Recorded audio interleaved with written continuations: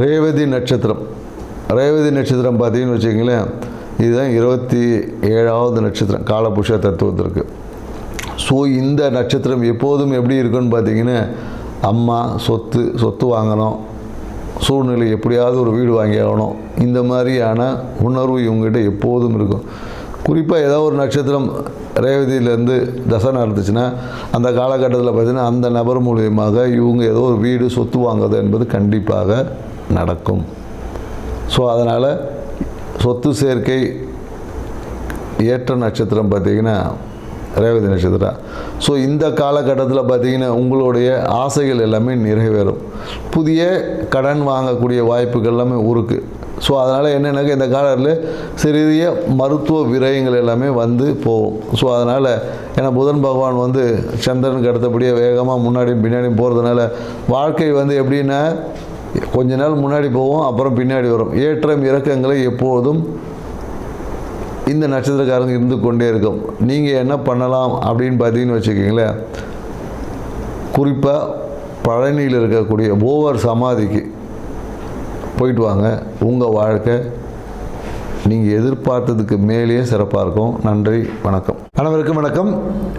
நான் உங்கள் மோசஸ், உளவியல் ஜோதிட வாஸ்து கன்சல்டன்ட், சென்னையிலேருந்து. என் உயிரான ஈசனை முன்னிறுத்தி எவனார்களாலே அவன்தான் வணங்கி இந்த ஆவணி மாத பலன் இதை நம்ம பார்க்க போகிறோம். ஏன்னா இந்த ஆவணி மாதம் பார்த்தீங்கன்னு வச்சுக்கிங்களேன், காலபுருஷ தத்துவத்துக்கு 5ஆம் அதிபதியான சூரிய பகவான் தன் வீட்டிலேயே ஆட்சி பெறுவார்.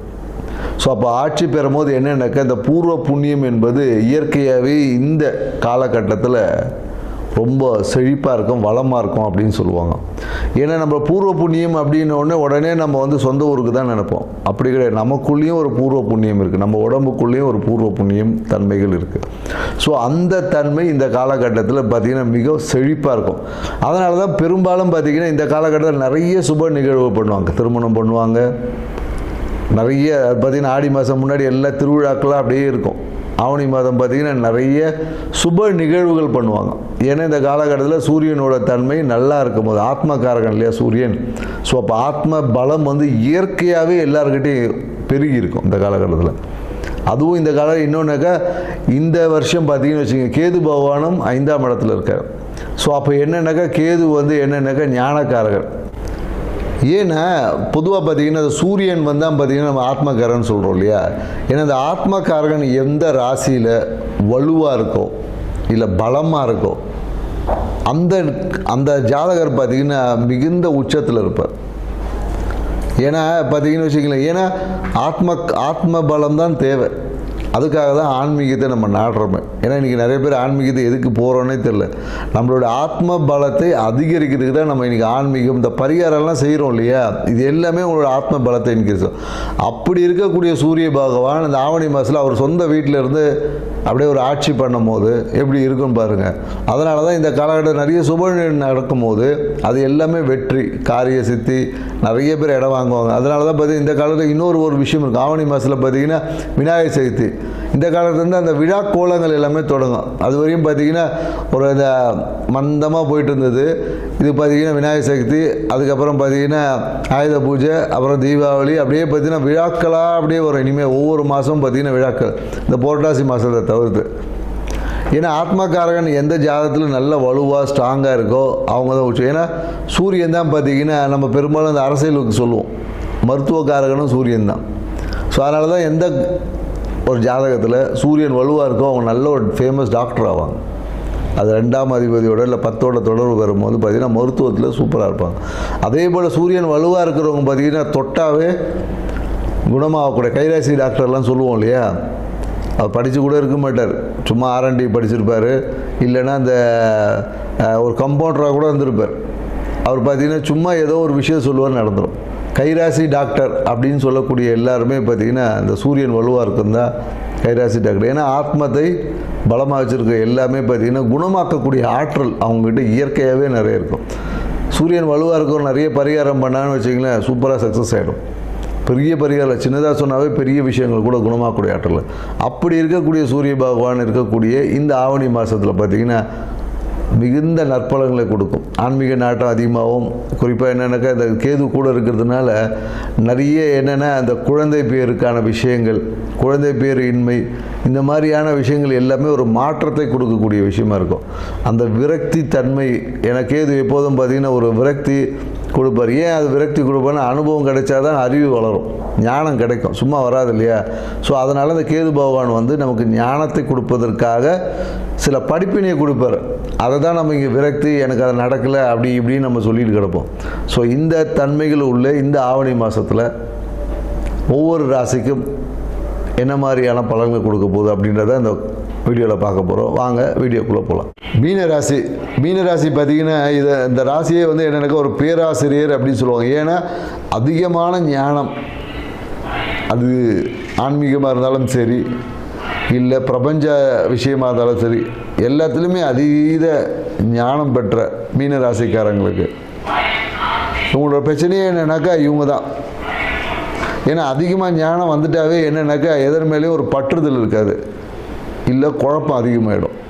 இந்த ரெண்டுத்தினாலேயே பார்த்திங்கன்னா இவங்களுடைய நிம்மதியை இழந்துருப்பாங்க. ஸோ அதிகமாக ஞானம் வருவோம், பற்று இல்லாத போது அப்போ சூழ்நிலைகள் குடும்பத்தில் பார்த்திங்கன்னு வச்சிங்களேன், என்ன இவர் இப்படி இருக்கார் அப்படின்வாங்க. அதிகமாக அறிவு வந்தாவே என்னென்னாக்கா பிரச்சனை தான் சொல்லுவாங்க இல்லையா? அதுக்கு பொருத்தமான ராசி வந்து மீன ராசி தான். ஏன்னா அதிகமாக அறிவு வரும்போது என்னென்னாக்கா நிறைய குழப்பங்கள் வரும். இதை செய்யலாமா வேணாவா, பண்ணலாமா வேணாவா, இப்படின்னு இரட்டைத்தன்மை உள்ள ராசி தான் இந்த மீன ராசி. ஸோ மற்றவங்களுக்கு அட்வைஸ் வழங்குறதுல, ஞானம் வழங்குறதுல வந்து இவங்களை மிஞ்ச முடியாது. இவங்க கொடுக்கக்கூடிய வார்த்தைகள் எல்லாமே பலிக்கும், சொன்ன விஷயம் எல்லாம் நடக்கும். ஆனால் இவங்களுக்கு எதுவும் நடக்காது. அதுதான் அதில் பியூட்டி. ஸோ இப்படி உள்ள மீன ராசிக்காரர்களுக்கு இந்த ஆவணி மாத பலம் எப்படி இருக்கும் அப்படின்னு பார்த்தீங்கன்னு வச்சுக்கிங்களேன், கல்வி சார்ந்த விஷயத்தில் குறிப்பாக மெடிக்கல் யாராவது படிக்கிறாங்கன்னா பார்த்திங்கன்னா சூப்பராக இருக்கும். அதே போல் என்னென்னாக்கா சிறு சிறு கல்வியில் சிறிய தடைகள் வந்து சரியாகும். சூழ்நிலைகளால் பார்த்திங்கன்னா சில பேர் கல்வியை தொடர முடியாமல் கூட போகலாம். ஸோ இந்த மாதிரி நிகழ்வு எல்லாமே இந்த காலகட்டத்தில் ஏற்பட வாய்ப்பு இருக்குது.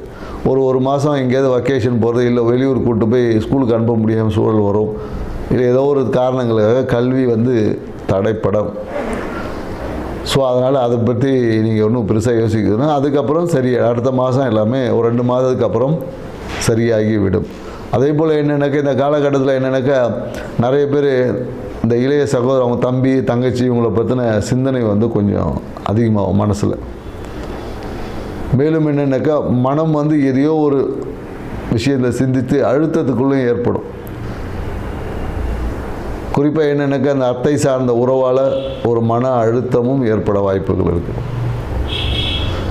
வீடு சார்ந்த விஷயத்தில் பார்த்திங்கன்னா சுமூகமான விஷயம் இருக்கும். இந்த காலகட்டத்தில் என்னென்னாக்கா வீட்டிலேருந்தே பணம் வரும் அப்படின்ற மாதிரியான விஷயங்கள் எல்லாமே இந்த காலம் நடக்கும். புதிய தொழில் தொடங்கலாமா, இல்லை புதிய விஷயங்களில் இன்வால்வ் ஆகலாமா அப்படின்ற மாதிரி புதிய தொழில்கள் சார்ந்த விஷயத்தில் மனம் வந்து ஈடுபடும். ஸோ புதிய தொழில் தொடங்குது.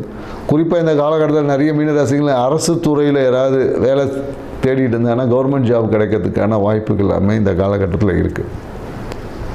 கவர்மெண்ட் ஜாப் தேடுறவங்க, இல்லை கவர்மெண்ட் ஜாப் அரசு இதில் பெண்டிங் வச்சுட்டு இருந்தவங்க, இல்லை வேலைக்கு அப்ளை பண்ணி இருக்கிறவங்களுக்கு அப்படின்னு நிறைய மீனராசிக்காரங்களுக்கு இந்த காலகட்டத்தில் அரசு வேலை கிடைப்பதற்கான சாத்தியக்கூறு இந்த மாதத்தில் இருக்குன்னு சொல்லலாம்.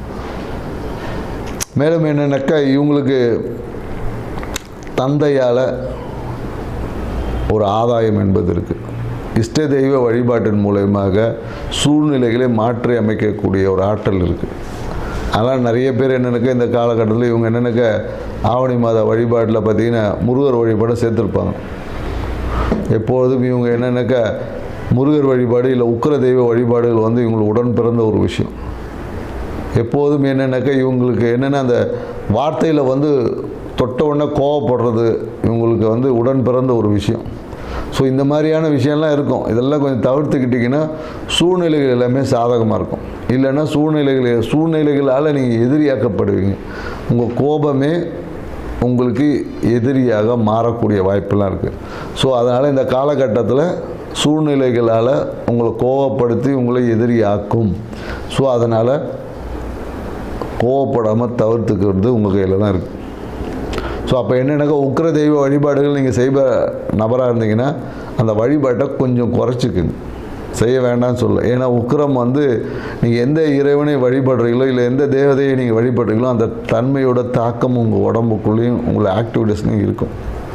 ஏன்னா மாந்திரிகத்தில் அதெல்லாம் இருக்குது.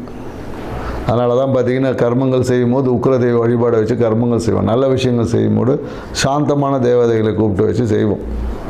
ஸோ அதனால் உக்கிர தெய்வ வழிபாடு செய்யக்கூடிய மீனராசிக்காரர் தான் அந்த உக்கிர தெய்வ வழிபாட்டோட தன்மைகளை கொஞ்சம் குறைச்சிக்கிட்டிங்கன்னா இந்த காலகட்டம் கொஞ்சம் சுமூகமாக போகும். இல்லை என்றால் தொட்டதுக்கெல்லாம் கோவப்படுறது, எரிச்சல் அடையிறது, மற்றவங்களை திட்டுறது, இந்த மாதிரியான விஷயங்களுக்கு நட்பு வட்டம் பாதிக்கும். ஸோ இதை கொஞ்சம் புரிஞ்சுக்கிட்டிங்கன்னா ஓகே. ஏன்னா இந்த காலத்தில் சனி பகவான் வந்து வக்கரம் அடைந்து 12 நோக்கி போகிறார். அப்போ வெளியூர் பயணங்கள் என்பது இந்த காலகட்டத்தில் இருக்குமானா கண்டிப்பாக இருக்குது. வெளியூர் பயணங்களுக்கான வாய்ப்புகள் உருவாகும். அதனால் விரயமும் உண்டு, ஆதாயமும் உண்டு. வெளியூர் பயணத்தில் விரயமானா விரயம்லாம் கிடையாது, ஆதாயமும் உண்டு, விரயமும் உண்டு. இரண்டும் ஒரு சேலை கலந்துருக்கும். லாபம் வருமானம் கண்டிப்பாக லாபம் இருக்குது. தொழிலில் எதிர்பார்த்ததுக்கு மேலே லாபம் இருக்கும். தொழில் புதிய வாய்ப்புகள் வந்து உங்கள் வாசல் கதவை தட்டும். ஸோ அதை செய்யாது உங்களுடைய ஆப்ஷன். ஆனால் குழந்தைகளால் எப்போதும் ஒரு அழுத்தம் இருக்கும். ஏன்னா மீனராசிக்கார் நிறைய பேர் பார்த்துருக்கோம். வேலையும் குழந்தையும் பார்த்திங்கன்னா ரெண்டும் இரு கண்கள் மாதிரி, எந்த கண்ணு முக்கியம் தெரியாமல் ரெண்டுத்தையும் போட்டு மேனேஜ் பண்ணி உருட்டி புரட்டிகிட்டு இருப்பாங்க. ஒன்றும் வேலை செய்ய முடியல, இல்லை குழந்தைய போய் கூட்டின்னு வரணும், ரெண்டுமே வரும் ஒரே நேரத்தில். வேலையும் வரும், குழந்தைய கூட்டின்னு வரதும் ஒரே நேரில் வரும். அதனால் குறிப்பாக என்னென்னாக்கா இது ஆண்களுக்கு தான் அதிகமான பாதிப்பை கொடுக்குது, பெண்களுக்கு வந்து மன அழுத்தத்தை கொடுக்கும். ஸோ இந்த விஷயத்தை நீங்கள் கொஞ்சம் பிளான் பண்ணி செய்யுங்க. தேவையற்ற அடுத்தவர்களை பற்றிய விவாதத்தை பண்ணாதீங்க. இதை பண்ணாமல் இருந்தாவே உங்கள் வாழ்க்கை சூழ்நிலையில் எதிரிகள் அதிகமாவதை குறைத்து கொள்ளலாம். ஸோ உங்கள் வாழ்க்கையை சிறப்பாக்கணும்னா நீங்கள் என்ன பண்ணலான்னா இந்த காலகட்டத்தில் மகாலட்சுமி வழிபாடு செய்யுங்க. மகாலட்சுமிக்கு பால் பாயசம் செஞ்சு ஒரு தாமரை பூவில் அர்ச்சனை பண்ணிட்டு வந்து பாருங்கள். உங்கள் மனம் வந்து அப்படியே மகிழ்ச்சியில் அப்படியே சிறப்பாக இருக்கும். இல்லைன்னா மகாலட்சுமிக்கு அல்லி மலர்களை அர்ச்சனை பண்ணி பாருங்கள். எப்படி இருக்குன்னு சொல்லி கமெண்ட்ஸில் சொல்லுங்கள். நன்றி, வணக்கம்.